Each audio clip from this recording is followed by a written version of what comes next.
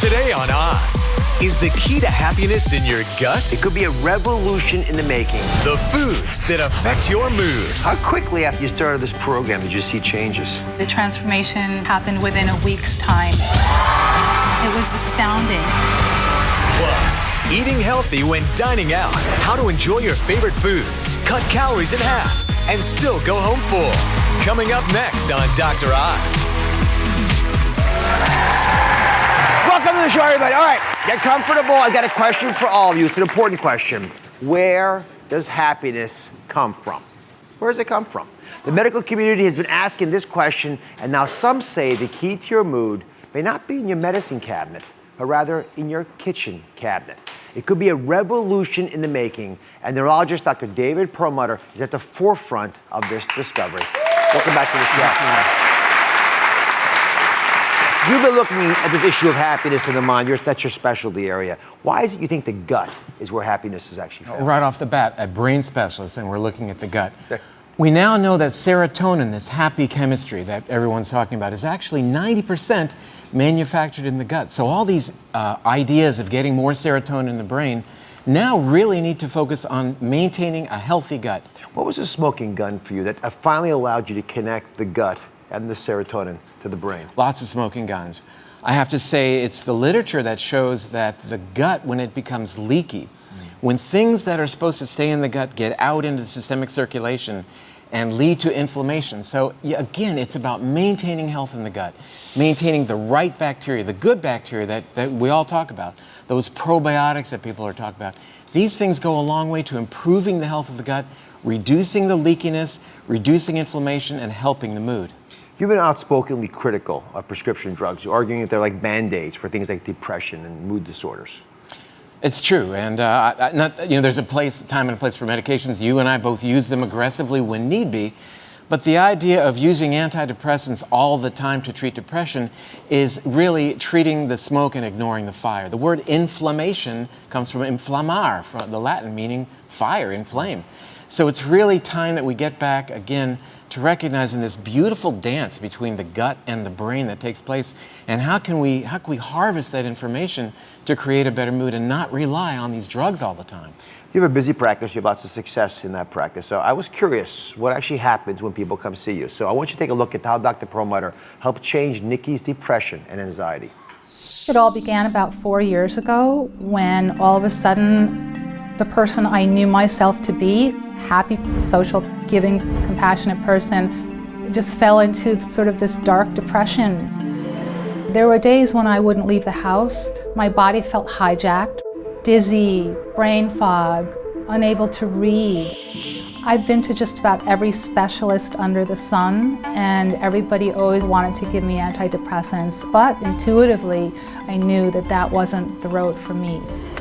Dr. Perlmutter offered me an approach that was completely different. He suggested that we target the health of my gut. So Nikki is here. I mean, you look really different from what I expected. I feel different. How quickly after you started this program did you see changes? Literally, the transformation happened within a week's time. I felt so much happier and clearer and grounded, and it was astounding. And over a 6-month period of following Dr. Perlmutter's advice, I mean, it's just been mind-boggling. Yeah. What are the biggest changes you actually made to help your gut? Well, I ate lots of organic fruits and vegetables, really tasty dishes, prebiotic and probiotic foods, learned how to ferment my own vegetables, kimchi, sauerkraut, coconut kefir, really, really amazing, tasty foods that just feed the bacteria in your gut and create such a newfound sense of wellness, and it's just amazing. Well, you look wonderful. Congratulations. Thank you. Thank you. So Dr. Perlmutter is going to give all of us a plan that works for your gut. It's a daily plan. Everyone can get on the road to happiness if you do this the right way. The first daily step is to fill your plate with 2/3 veggies and 1/3 protein. So Nikki spoke this a little bit, but I want you, if you can, you took pictures actually what you normally eat during a week. Show us the kinds of things you're talking about. How do you make it exactly that ratio of 2/3, 1/3? Again, the exact ratio isn't so critical, but again, we now need to relegate the meat and the protein to being the side dish, not the main focus. Not saying you go to the restaurant and say, I'll have the chicken, I'll have the beef. No, that becomes almost the condiment, and you want to fill your plate with really dense vegetables, colorful vegetables, nutrient dense, that are rich in fibers and actually rich in what are called prebiotic fibers, just like Nikki said, to nurture the gut bacteria, and that will help the brain function properly. Yeah, so I don't see a main course of meat. I do see lots of colorful things, as you mentioned. Come back. I want to be very granular. Walk us through a classic day. Start with breakfast. That's your breakfast? That was actually yesterday's breakfast through modern technology, yes, and some nice yogurt with lots of good probiotic bacteria. Avocados here, and you'll notice this is all oil. It's fat. It's olive oil, pure fat. Who knew? All those years we were told don't eat fat. This is kimchi. We're going to talk about that in just a little bit. And omelets, eggs. Eggs are really a perfect food, rich in brain-healthy nutrients. Typical lunch? Typical lunch, this is some shredded beets, chicken salad. Again, notice it's only 1/3 of the image. Wonderful salad. And again, appreciate the colors. The colorful nature of the meal is a marker of being nutrient dense. The first thing I really recognize is the fish in your dinner. Yes, and this is one of my favorites. This is halibut. Not that I've ever caught one, but I'd love to. And those are capers on the halibut. This is some fermented cabbage here. And look at that big section of green. Those are dandelion greens, and we'll talk about that in just a minute. But dandelion greens, a wonderful fiber-rich, what we call prebiotic, really amping up the ability of the bacteria in your gut to flourish. How does this actually prime the gut for the success that you're looking for? How does Nikki get happy from eating this kind of food? So when the gut is unhappy, when the bacteria are not nurtured, then we have leakiness of the gut. We have the ability of the gut to allow things to get into systemic circulation, lead to what I mentioned earlier. The brain is not happy, and when your brain is not happy, you are not happy. And then you have probiotics there. We've talked about probiotics on this show a lot, but you say it's more than just the more obvious things like yogurt.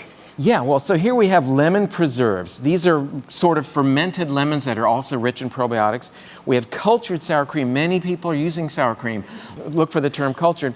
This is kefir, which is actually a beverage, and traditionally made as a dairy product. But in this case, it's made from coconut juice. So it's a wonderful beverage. Again, it's loaded with probiotics, really amping your probiotics. And then kimchi, which has really become one of my favorite foods. I noticed you know half kimchi. Yeah, there's half the dishes here. Kimchi is very spicy. It really picks you up, but it's just packed with probiotic bacteria. All right, let's go to a surprise that the audience isn't expecting. Close the refrigerator. This is going to make everyone happy. A daily treat, it's a prescription, Dr. Promoter, a daily treat of either chocolate or coffee or tea or even red wine. Why are these foods that we like to enjoy life with so important for our gut? A couple of good reasons. So these are foods that are rich in polyphenols. What are polyphenols? These are wonderful natural antioxidants to reduce inflammation and reduce what are called free radicals. And also polyphenols found in these foods are going to nurture, as I mentioned, the gut bacteria, creating the health of the gut bacteria to get more serotonin, reduce inflammation, and really pave the way for a better mood. At least we can celebrate together. Yes, Thank you very much for being absolutely. here. Wonderful work in your clinic. Thank you For so more much. gut essential foods that make you happy, especially happy, you can check out Dr. Perlmutter's new book, The Brain Maker. And to find a daily happy gut plan, you go to droz.com. We'll be right back. Thank you, Dr.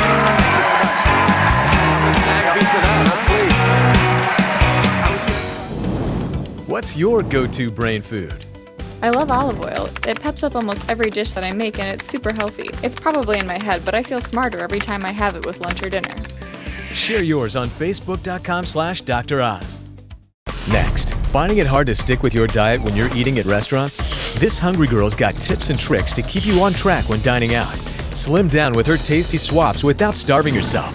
The survival guide to eating healthy when dining out. Coming up next. Tomorrow on Dr. Oz. Junk drawers, cluttered closets, messy medicine cabinets. This mess can cause you stress, high blood pressure, weight gain, anxiety. Get ready to clean up, declutter your house, and de-stress your body. Here's the simplest tip you can do to declutter your closet. Plus, how Al Roker finally figured out how to control his weight. Why he's never going back to fat. That's coming up tomorrow on Dr. Oz. Coming up on Monday, supermodel Christy Brinkley. Looking better than ever at 61. Yeah, 61. Well, how do you stay on the top of your game in the 60s? Christy reveals her best diet, beauty, and anti-aging secrets. Where'd you hear about it? Well, actually, I heard it from your show. And how she copes with stress, living life in the public eye. That's coming up on Monday.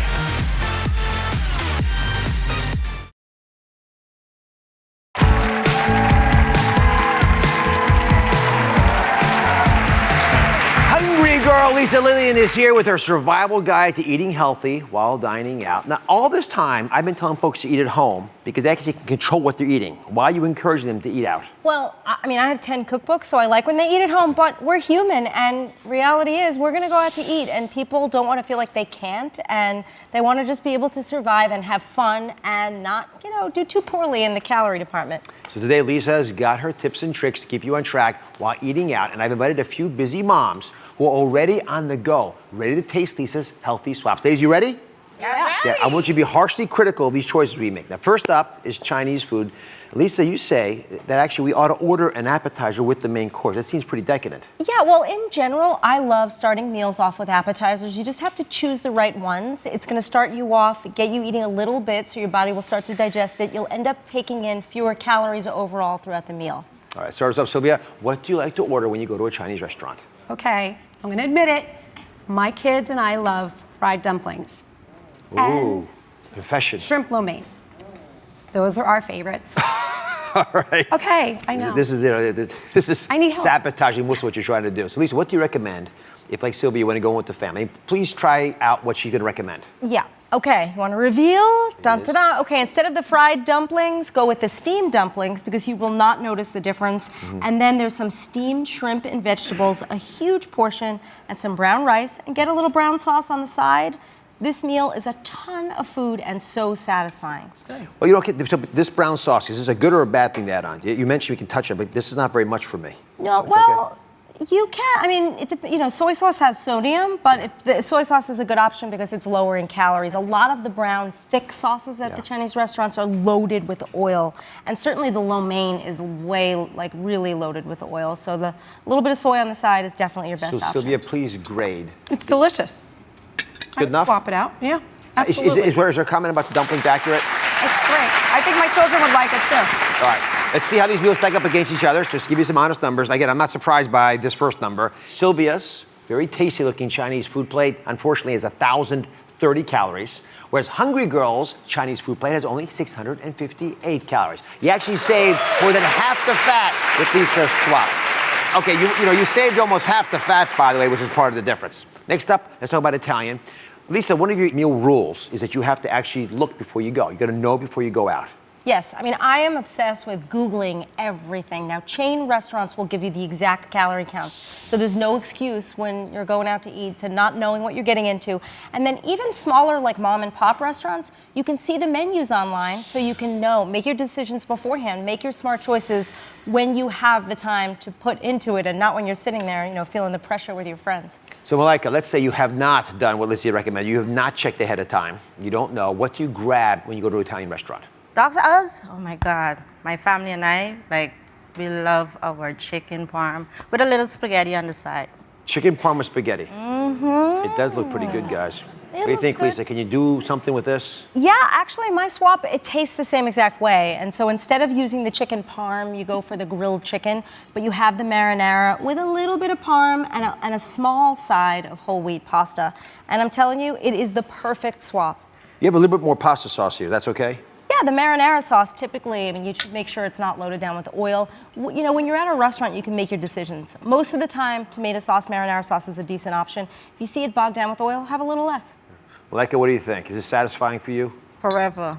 I'll keep having it on and on and on. I love when the head goes like this, sideways in disbelief, but it's good news. I didn't know what was going to come out. Let's see how they stack up. Malika's Italian plate is, listen carefully, 1,980 calories. Hungry Girl's Italian plate, 408 calories. Let me say it differently. You can get 4 of these modified meals and still consume fewer calories than this original poor Malika's meal over there, which would not do too well for you. So 4 of these for one of these, I think it's a pretty good trade-off. Finally, let's deal with Mexican issues. You say don't give in to ordering peer pressure.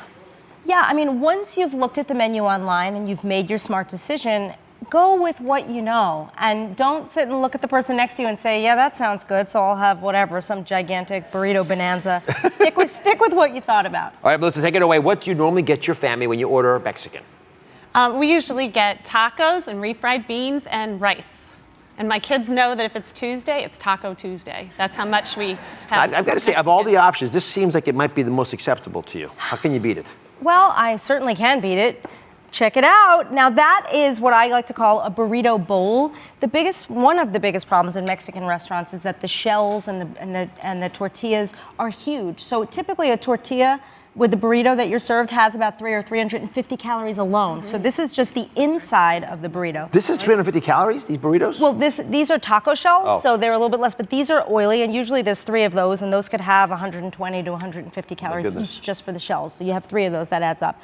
But this is like the inside of a burrito, so it's like a big, giant Mexican salad, and you get all the flavors you want. So you have your chopped tomatoes and onions and cilantro and beans and chicken, and throw a couple of tablespoons of guac, and you're good to go.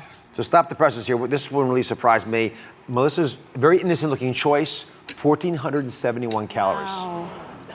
The Hungry Girl's Mexican plate, 393 calories. Delicious. That's awesome. Very well done, as always.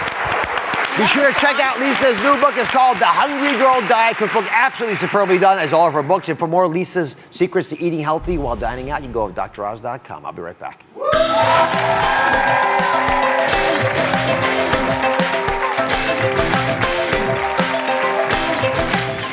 How do you fill your cart with healthy Oz-approved foods? I circle around the outside. In our store, that's where all the natural foods are. And I make sure my children have a snack beforehand. Reduces the craving for junk food. Share your tips on Dr. Oz's Facebook page. Coming up next, nail biting, overeating, drinking, and smoking. It's never too late to reverse a bad habit. Strengthen your willpower with easy solutions to kick your vices to the curb. The plan to help anyone quit their worst health habits. Coming up next. Tomorrow on Dr. Oz. Junk drawers, cluttered closets, messy medicine cabinets. This mess can cause you stress, high blood pressure, weight gain, anxiety. Get ready to clean up, declutter your house, and de-stress your body. Here's the simplest tip you can do to declutter your closet. Plus, how Al Roker finally figured out how to control his weight. Why he's never going back to fat. That's coming up tomorrow on Dr. Oz.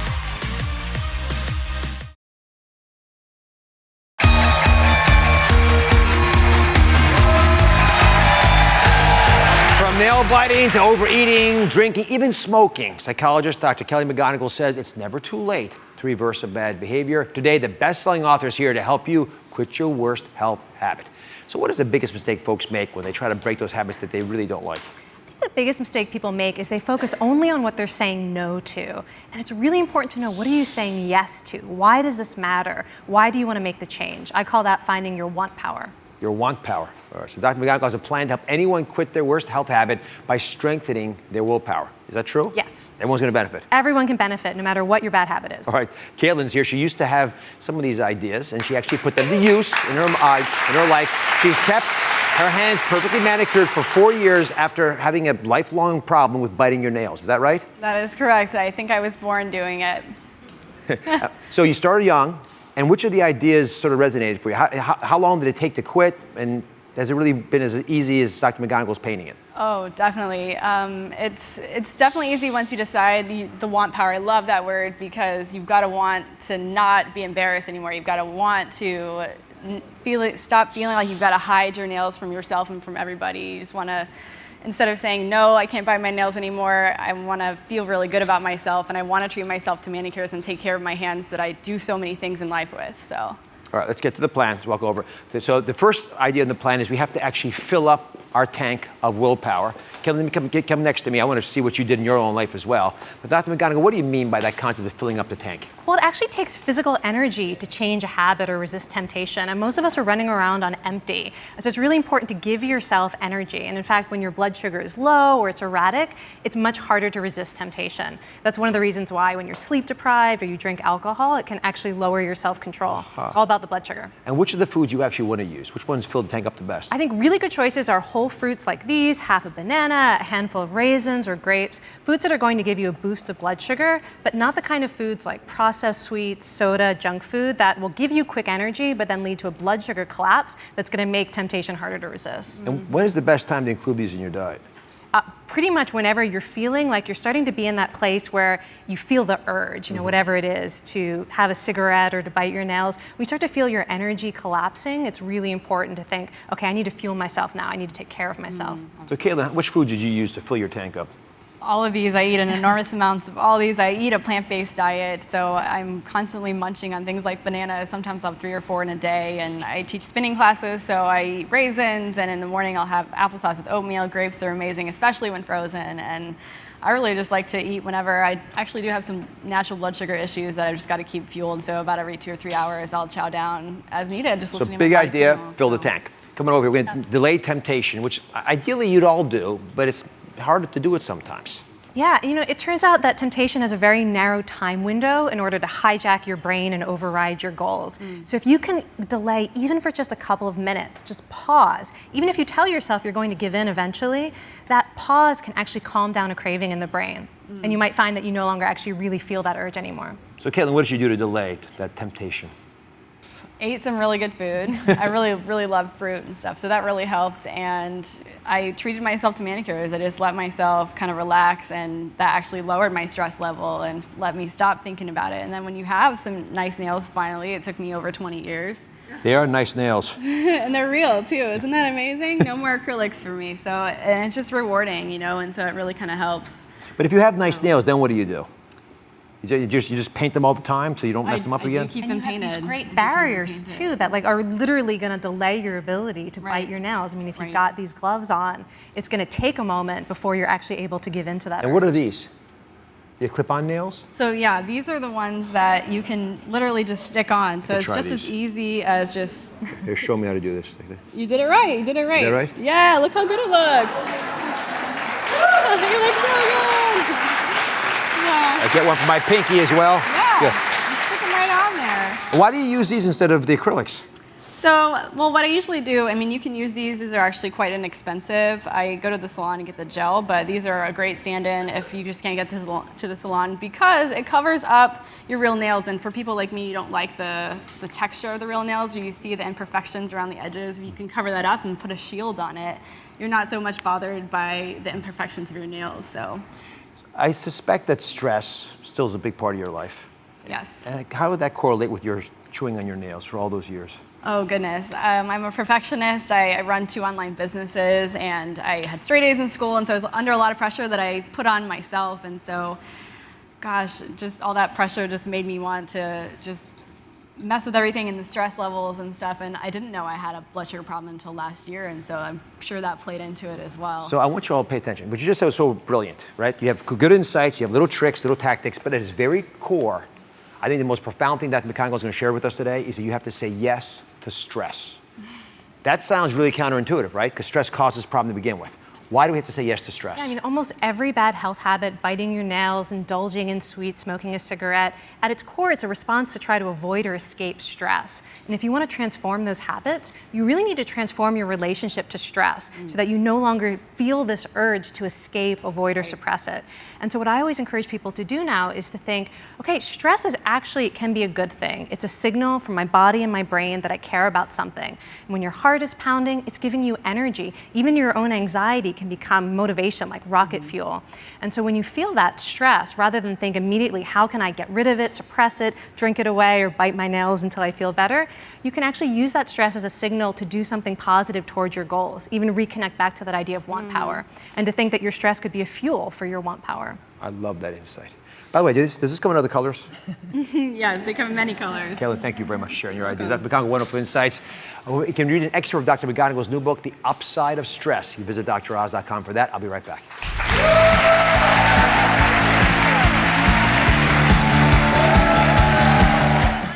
What bad habit do you want to break? Don't worry, you can tell Dr. Oz. I really want to stop smoking. I've been addicted since I was in college, and it's time to quit. My goal is to be tobacco-free in the next few months. Share yours on Facebook.com/Dr. Oz. Coming up next, are you getting all the good fat that your body needs? Are all saturated fats really good for you? We're trimming it all down, getting to the truth about the fats we eat. What you need to know to have a heart-healthy diet. Coming up next. Tomorrow on Dr. Oz. Junk drawers, cluttered closets, messy medicine cabinets. This mess can cause you stress, high blood pressure, weight gain, anxiety. Get ready to clean up, declutter your house, and de-stress your body. Here's the simplest tip you can do to declutter your closet. Plus, how Al Roker finally figured out how to control his weight. Why he's never going back to fat. That's coming up tomorrow on Dr. Oz.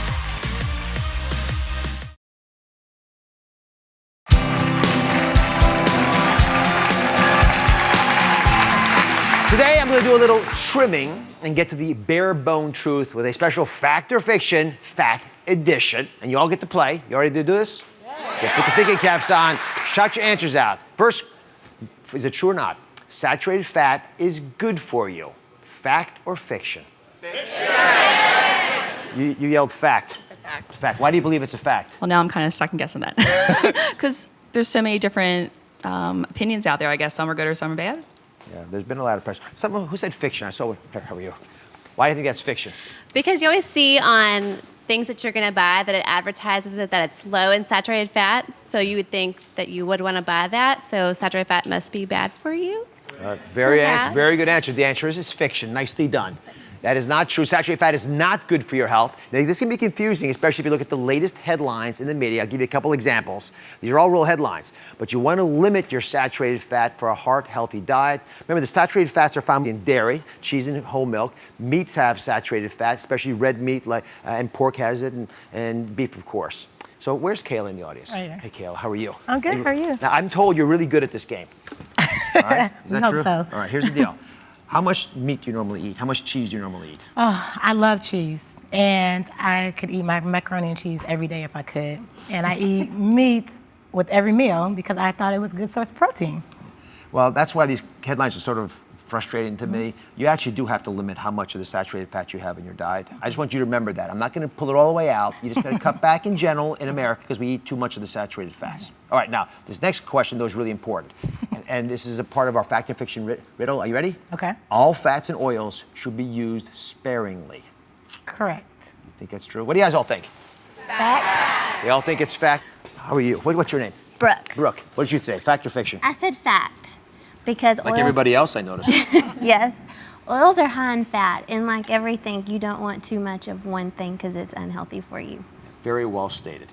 So it's not that you can't have any, but you got to have the right amount. And ironically, we've been saying something about oils, which is not true, because it's actually fiction. Oh. That changes our minds, doesn't it, here? We all thought that was fact. The fact is we actually don't want a lot of saturated fat, but we want the healthy fats in our diet. This is the big shift that's happening all over. You want good fats in your diet. We want the unsaturated ones. These are monounsaturated fats, polyunsaturated fats. Have you heard those phrases before? All right, you guys almost always get these questions right, but today I get to surprise you a little bit. The good fats, these are mostly plant-based oils. They come from canola and corn, sesame, soybean, buttery spreads made with plant-based oils. These actually are pretty reasonable to get into your diet. Nuts and seeds are another source. I talk about them all the time. One of the reasons I love these is because they have these healthy oils. So almonds and walnuts, sunflower seeds, pumpkin seeds, avocados, which I adore.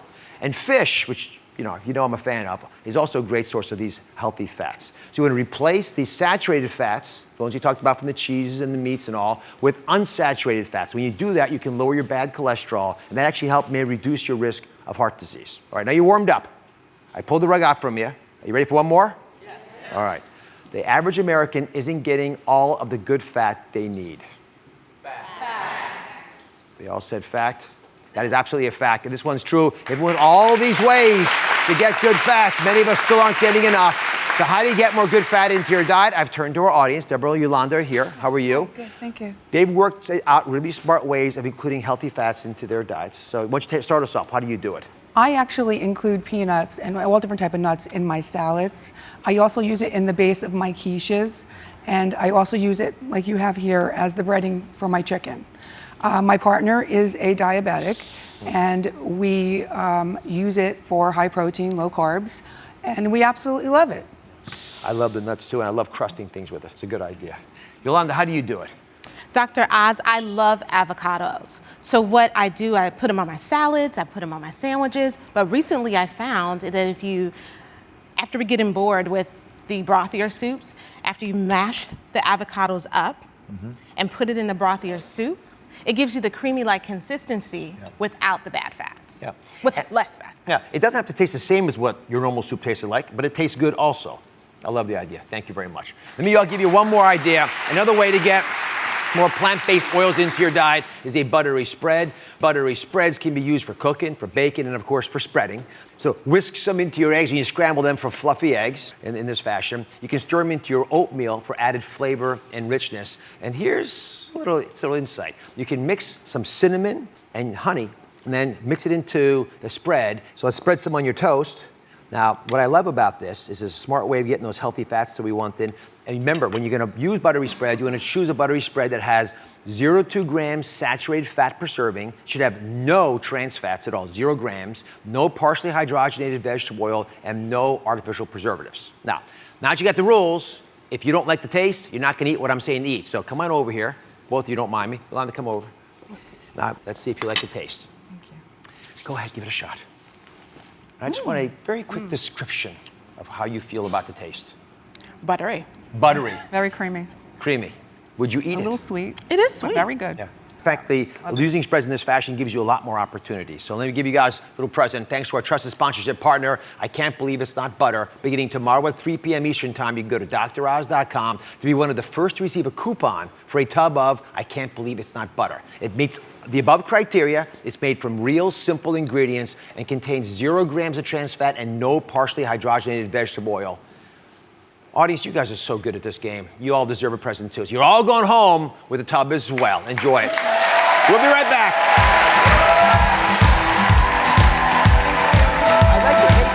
Next, are you a picky eater? Does your family shy away from new foods that are good for them? We're about to change that. A mystery food full of iron, calcium, and low on carbohydrates. Try these tasty recipes to cook it, and you'll be a convert in no time. Next. Tomorrow on Dr. Oz. Junk drawers, cluttered closets, messy medicine cabinets. This mess can cause you stress, high blood pressure, weight gain, anxiety. Get ready to clean up, declutter your house, and de-stress your body. Here's the simplest tip you can do to declutter your closet. Plus, how Al Roker finally figured out how to control his weight. Why he's never going back to fat. That's coming up tomorrow on Dr. Oz. Coming up on Monday. Supermodel Christy Brinkley. Looking better than ever at 61. Yeah, 61. Well, how do you stay on the top of your game in the 60s? Christy reveals her best diet, beauty, and anti-aging secrets. Where'd you hear about it? Well, actually, I heard it from your show. And how she copes with stress, living life in the public eye. That's coming up on Monday.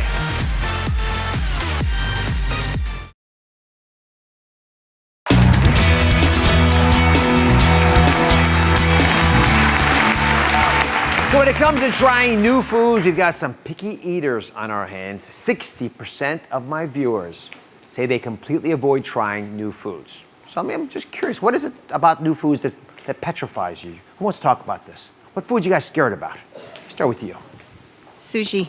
You don't like sushi? Hate it. Why not? It scares me. Raw fish. Ugh. Now your jaw's dropping. You love sushi? I love sushi. I think it's delicious. She's missing out. Yes. You see that? Oh, gross. Doesn't matter, huh? What are you worried about? Oh, I don't like sushi either. Also sushi. Poor No. sushi. And any other crazy foods? Shout them out. Things you guys are worried about trying. Olives? How about you? What's bothering you? Oh, Dr. Oz, you came to the right person. Fish eyes. Fish eyes? Yes, sir. Yeah, I heard you love them. I actually adore them. I grew up eating them. Yeah, my parents would eat them, and I love the taste. I love the gooiness in my mouth. And it's a crazy sense of desire I have for fish eyes. But what is it about them you don't like? Well, as a child, my mother would make a whole fish, and I love fish. But in front of me, my sister, she will sit there and suck out the eyes with that slurpy sound and say, "What? It's full of vitamins. It's good for you." I said, "Not for me." What's your first name? Marie. Come join me, Marie. All right, we're going to do a little game here. The audience at home is going to know the answer, but my audience here will not. There's a healthy ingredient that a lot of you are afraid of, and it's inside this box stand right there, right? And here's the deal. I'm going to ask you to try to figure out what this is. It happens to be pretty good for you, and I'm going to share confidentially that I don't like it that much either. But together, we're going to get through this. Are you ready? All right? Everyone at home, look at the bottom of your screen right now. I'm going to put the ingredient there so you'll know what we're talking about. But don't yell out. Well, I guess you guys can't hear them anyway at home. Are you ready? Clue number one. Clue number one is it's rich in iron and low in carbs. Right? Think about these. I'll give you all three clues. Clue number two, normally it's sort of an off-whitish color. And clue number three, it's a great source of protein. Any guesses? No. At first, I thought it was some type of like a beef, but then when you said it was off-white.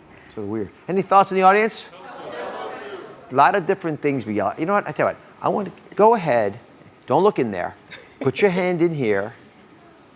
Put your hand in there, and just feel that. What do you think that is? Ooh, what does it describe it? It's cold. Yes. It's square. It feels like a sponge. A sponge. Yes. Does it feel white?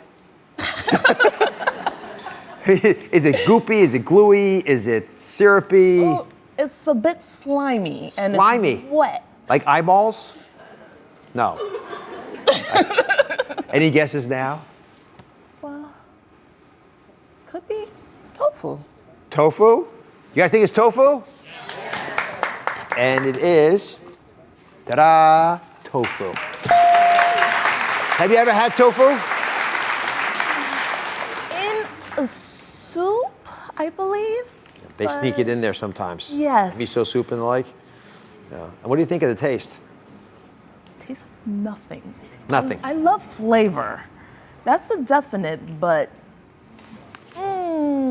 You know what? We're going to change everyone's mind about tofu because as I mentioned, don't like it that much either. And I know I'm not alone. So in the hopes of making everyone a tofu convert, I've asked Chopped winner, an author, and he's also the owner of Veg, which is a fabulous restaurant I go to in Philadelphia all the time, Rich Landau, to prepare some of his most popular tofu recipes for us.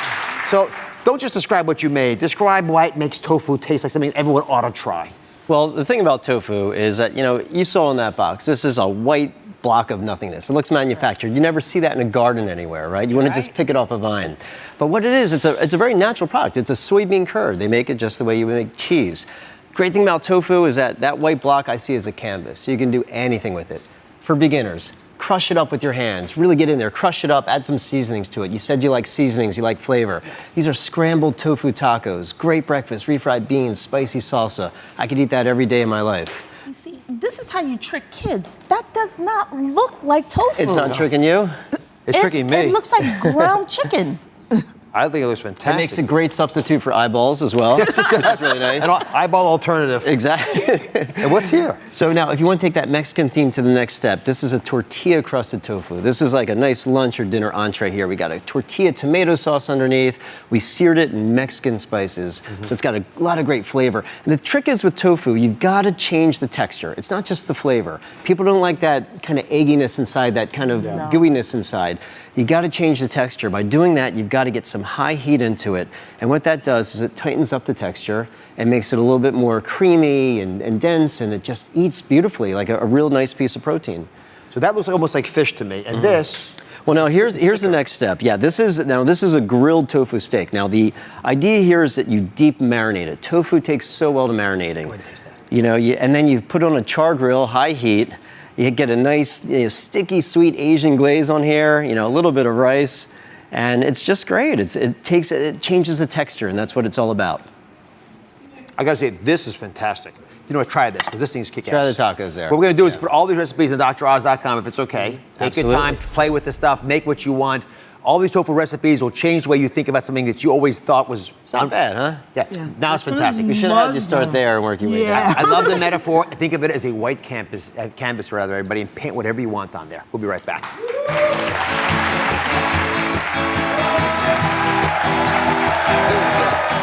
What's your favorite Oz-approved superfood? After seeing a recent show, I tried quinoa. It's delicious. I used to have fries as a side dish, even though I knew it was unhealthy. Quinoa, just as delicious and incredibly healthy. Share yours on Facebook.com/Dr. Oz. Tomorrow on Dr. Oz. Junk drawers, cluttered closets, messy medicine cabinets. This mess can cause you stress, high blood pressure, weight gain, anxiety. Get ready to clean up, declutter your house, and de-stress your body. Here's the simplest tip you can do to declutter your closet. Plus, how Al Roker finally figured out how to control his weight. Why he's never going back to fat. That's coming up tomorrow on Dr. Oz. Coming up on Monday. Supermodel Christy Brinkley. Looking better than ever at 61. Yeah, 61. Well, how do you stay on the top of your game in the 60s? Christy reveals her best diet, beauty, and anti-aging secrets. Where'd you hear about it? Well, actually, I heard it from your show. And how she copes with stress, living life in the public eye. That's coming up on Monday.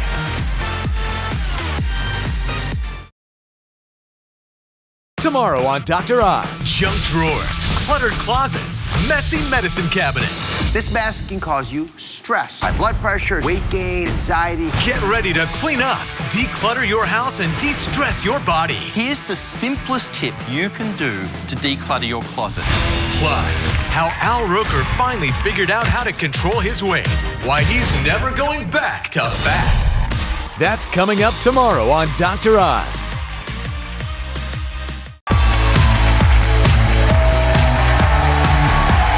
This is for all you tall ladies. A new reason to stop slouching. The height's long been linked to attractiveness and higher incomes, even happiness. But now science has found that being tall is linked to lower risk for heart disease. The taller you are, the lower the risk. It's a big one, 15% for every 2.5 inches of height. But before you all panic, if you're on the petite side, there are benefits there too. A recent study showed in older women that if they had short stature, they had lower risks of cancer. So either way, you might be okay. Plus, there are lots of studies that show that short stature is highly associated with having more leg room on airplanes, which may be the biggest benefit of all.